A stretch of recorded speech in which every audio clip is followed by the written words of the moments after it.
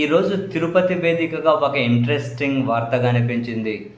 TTD మాజీ chairman Bhumana Karunakar Reddy గారి ఆధ్వర్యంలో ఓ ఒక పెద్ద కార్యక్రమం జరిగింది. చాలామంది వేద పండితుల మంత్రోచ్చారణల మధ్య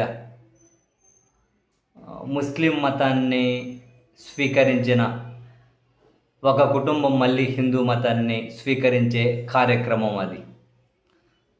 వాస్తవానికి తిరుపతికి చెందిన శ్రీనివాస్ రెడ్డి, పుష్ప అనే ఈ దంపతులు ఎప్పుడో దశాబ్దాల కిందట సౌదీ అరేబియాకు వెళ్ళారట. సో అక్కడ 30 సంవత్సరాలు ఏమున్నారు. అక్కడ ఉన్నప్పుడే మతం మార్చుకున్నారు. ఆయన పేరు అబ్దుల్లాగా, ఆమె పేరు అమీనాగా. తర్వాత తిరుపతి తిరిగి వచ్చారు. తిరిగి వచ్చి కూడా ఒక దశాబ్దం దాటిందట, 10 సంవత్సరాలు దాటిందట.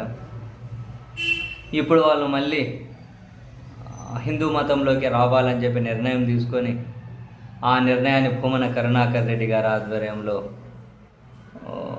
వేద పండితుల మంత్రోచ్చారణల మధ్య ఒక పెద్ద ఎత్తున కార్యక్రమాన్ని చేపట్టారు. వాళ్ళు మళ్ళీ హిందూ మతంలోకి వచ్చారట.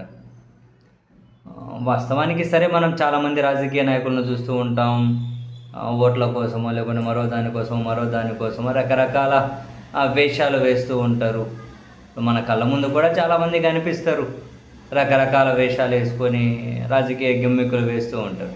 సరే, అటువంటి వేషగాళ్ళ కథ కాసేపు పక్కన పెట్టిన ఈ హిందూ మతము ఏమంటారు, ఆ క్షేత్రాలు, అటువంటి సంఘాలు నడుపుతున్న వాళ్ళు కూడా ఇటువంటి కార్యక్రమాన్ని చేపట్టినట్లు ఎప్పుడూ అయితే నా దృష్టికి రాలేదు.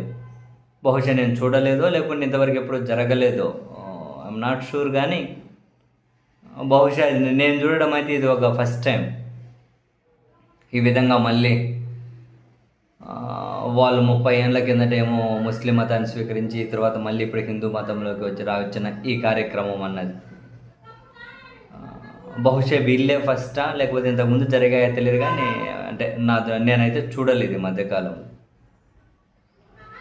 బేసిక్గా భూమన కరుణాకర్ రెడ్డి గారిని ఈ మధ్య కొందరు రాజకీయ ప్రయోజనాల కోణంలో తీవ్రంగా ఉన్నాయి విమర్శలు చేస్తూ ఉంటారు, కొన్ని అబద్ధాలను ప్రచారం చేస్తూ ఉంటారు, కొంత ఫాల్స్ ప్రాపగండా రన్ చేస్తూ ఉంటారు. బహుశా అటువంటి వాళ్ళందరికీ ఇది ఒక చెంపపెట్టులాగా చూడాలో ఏమో మరి.